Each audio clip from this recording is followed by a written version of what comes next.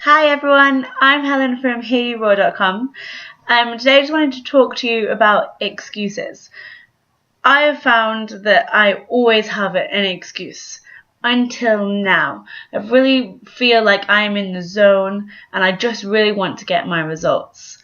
One of the main excuses that I come across with my clients and with friends is that the people that they live with, their partners, their friends, their family, whoever it might be, they aren't eating healthily.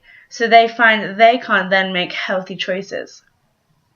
If you really want to do this, you need to sit somebody down, that person down. I had to tell my boyfriend I was serious about this. This wasn't a week short-term thing. I was serious. I wanted to change my eating habits. If I was living at home, I probably would have told my mom and she would have been like, yeah, okay, you've done this before. No, I want to change for good. So sit down and have a conversation with your partner, whoever it might be. This is really important so that they understand, so that they can support you. What then might happen is they go, oh, they'll see your results and they'll want to join in with you. So that's, fingers crossed, what will happen from there. So that excuse, it's in the house, my boyfriend's in the house, he's eating rubbish. Well, that's really not helpful to you. You have to make sure that you are being helped as much as possible, because it's not easy. If you're someone that's used to eating the foods that you love and the foods that you crave, it's going to be hard to give them up at first. After a while, it won't be as hard, but whoever's around you needs to understand that it isn't going to be easy for you and that they shouldn't make it any harder. And I'm sure if you have that conversation with them, then they won't make it harder. Once you have this conversation, then that is no longer an excuse. So once you've said to that person and they've gone, yep, I'll support you, then you can't then on Tuesday when it's 2 pizzas say, oh, I really want pizza, should we get pizza? Because, yeah, they want pizza, but they've already said for you that they're not going to do that. So don't tempt them into saying yes again. You're tempting fate. They've said they'll help you, so then you have to help yourself. If you feel you have a craving, maybe mention it and say, but I really don't want it, please don't let me have it. Say, like, I know in the evening I'm going to have some protein before I go to bed. I'm going to have my eggs before I go to bed. Please don't let me eat any crap, even if I say I want it. Because at the end of the day, you don't want it. Your body will get used to not having that food that's full of rubbish. At the end of the day, you will feel so much better when you make your changes, when you make your healthy changes. I'm not going to say it's easy at all, and it isn't easy. For me, I just have planned everything. I know when I want sweet treats. I know when I want this. If you don't know what your eating habits are or what your triggers are, a really good thing to do is write a food diary. So not really necessarily even trying to eat healthy, just a food diary of what you would normally eat in a day, the times, the amounts, and how you are feeling especially. Maybe how hungry you were out of 10, and then your mood, whether you were stressed, anxious, happy, angry, whatever it might be. And then you can find out if you're in a bit of an emotional eater. Try and write down your portion sizes as well, just whether you think there's like a big scoop of this, a small scoop of that. And then you'll know like what are those things that your brain thinks you want more, or your brain thinks you need more, so you serve yourself more of those things. Once you have your food diary, you can then look at it, or get somebody to look at it and go, oh wow, so when you're feeling really stressed at 3 o'clock in the afternoon on that Monday afternoon, you went out and you bought yourself the worst thing you can buy from a Pret. Let's think, that baguette, that chicken and bacon artisan baguette, which tastes yummy, it's full of mayonnaise, it's really good, but it's going to make you feel awful, and it's probably almost half your calorie intake for the whole day.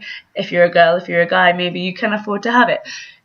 But that's not the point. It's not a healthy choice, and your food diary will show you, okay, at this certain time, this is when you're craving this, so what can you have as a healthy alternative? What can you have prepared, or what can you know that you can go to this certain shop to get this certain snack that's going to satisfy your craving in some way, not leave you wanting more, and basically leave you happier and getting the right results rather than hindering your results.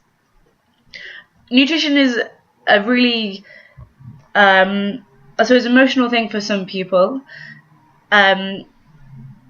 So you do have to figure out what your boundaries are, and you have to find someone or find in yourself to really think about how you can change your triggers and how you respond to them, and just really know yourself and know what makes you tick, really. What makes you want to eat that?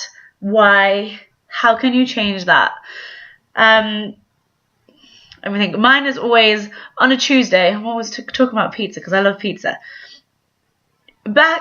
So before Christmas, I would have said, probably in the morning, oh, it's Tuesday, I want pizza. And then I would find an excuse in the day, oh, this happened at work, it was, should we get a pizza, really can't bother to cook. Why? Oh, because I had a rubbish day. No, you didn't have a rubbish day. You found something in your day that was rubbish so that you could then order a pizza. This is me, not everyone's the same as me, obviously.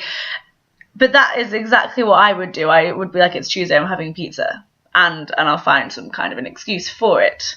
So, know yourself. Really try and work out what it is or isn't that makes you want to eat healthily or really badly. I am going to post an article with the foods that I'm eating. I'm eating 1,500 calories a day. And one of my clients said, oh, you must be eating rabbit food. No, not at all. I am not a big salad eater. I'm having some vegetables, I suppose, and some fruit, but actually probably not enough, probably not even 5 a day. But I am definitely not eating rabbit food, and I'm not too hungry at all. And as I've said from the beginning, because I've planned it so much, I know what my next meal is, I know when my next food is coming, so I'm quite content with just waiting it out and eating what I know, what I need to eat. If you are also doing measurements, scales, whatever it is, you'll probably see a result after just one week of being super consistent. And then after 2 weeks, if you're still consistent, you'll see results. So once you start and really go for it, then you won't want to give up. You won't want to make those mistakes that you've made in the past. It might take 2 weeks for you to have a little change in measurements. Stick it out for at least 2 weeks, at least 4 weeks. I'll make sure I post my 4-week picture of my back. I had no idea my back looked like this before. It's gross, but now it's much slimmer, so perfect. That was 4 weeks.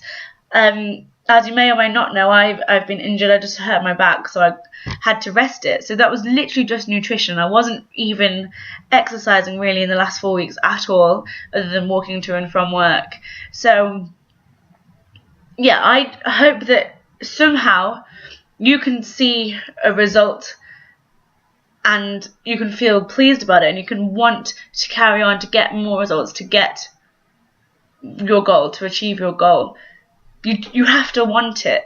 If you're not ready to stop drinking wine every night, if you're not ready to put the packet of biscuits in the cupboard, or the bin, actually, the rest of your family and household shouldn't really be snacking on them either, because they're going to support you. If you're not ready to make those changes, you might call them sacrifices at first. After a while, you'll be like, that's not sacrifice. I just removed something that was hindering me before. When you're ready, you've got to do it. You just do it. So no question, preparing food, not an issue, becomes a way of life. Buying the healthy food, ignoring the rubbishy food in the supermarkets, great. You're probably getting better value for your money. You're getting more nutrients for this money that you're spending. You're actually going to feel fuller from eating that good food. And eating that crap food makes you feel crap. So remember why you started this. Why do you want to change your habits? Why do you want to eat better? Is it just aesthetic? Fine. But why? Make sure you have an emotional attachment to that feeling, to that goal. You've got to want it. You've got to want it more than you want that satisfaction from that cake, from that pizza, from those crisps. You have to want it, and if you don't want it, then you're just not quite ready. It doesn't mean that you're giving up easy. It just means that you're not ready. Okay. On that note, food diary. If you're not sure on what your triggers are, If you've already started, use MyFitnessPal or another calorie and nutrient tracking app or website, just so that you know what you're eating. At the end of the day, weight loss from nutrition comes very simply down to the more you expend and the less you eat, you will lose weight. Oh, I sound like Katie Hopkins. I think that's a good thing. I quite like her. She's quite funny. If you, at the end of the day, it's just about energy balance. So if you eat more than you work off, you're going to put on weight, and vice versa. So it's a really good idea to sort of get an idea of what calories are in what. Once you've done that for a few weeks and you're just kind of used to things, then you might want to start looking more in depth at what's protein, carbohydrate and fat balance that you want, what kind of split. And I'll post what I'm having at the moment and what split I'm having, and you can see what's worked for me, and you can try it yourself if you want. Okay, really good luck. Remember, send me an email or comment, and I'll try and get back to you as soon as possible. Good luck, and just don't give up. Thanks.